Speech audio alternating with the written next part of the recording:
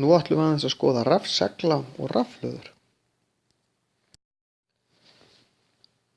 Ef við erum með rafstraum í vír, skiptir engu máli hvort að það er bara lampasnúra eða hvað það er, þá myndast segulsvið í kringum snúruna. Bara leið og rafeindir og hreyfingu þá mynda þeir í kringum sér segulsvið. Ef að við erum með stóra spólu, það lítur svona út svipað á gormur, og hleypum á þetta straum, svo liggur þetta út einhvers staðar, til þess að þetta þarf að vera straumrásmunið, hún þarf að gangi í hring, að þá getum við búið til hansi sterkt segulsvið og þá getum við búið til eitthvað sem við kallum rafsegul. Rafseglar eru notaðir í alls konar iðnaði til þess að taka upp brotajárn.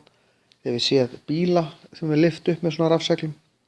Þetta er notað til þess að flokka rusl, til þess að ná til dæmis, eða getur verið rusl að fara á færibandi hérna framjá. Og þá rafsegull til þess að ná málmónum upp.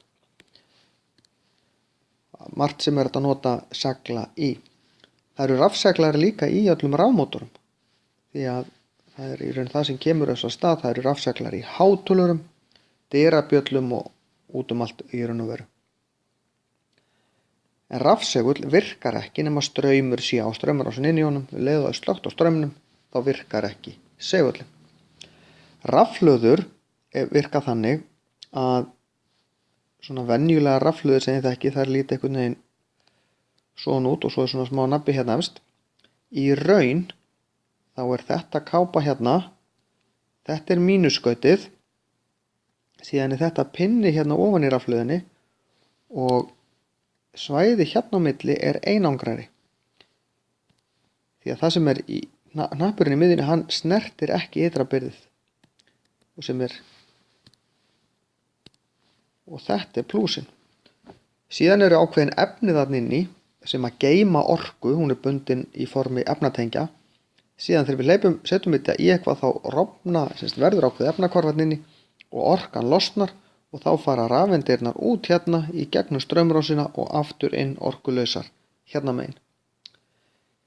Það er ekki öll batteri með skautin svona sitt hvoru megin. Sum batteri, til dæmis svokölluð kassabatteri, eru með skautin hérna upp á.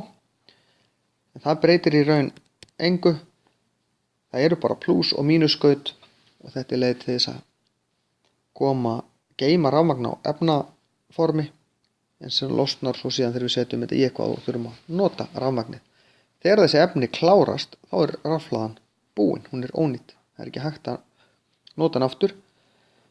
Síðan eru til svokölluð hleðslubatteri og þá er hægt að þegar maður setur þetta í hleðslu þá endurnýjast orkan í þeim. Það er mismunandi hvaða leið er notuð til þess.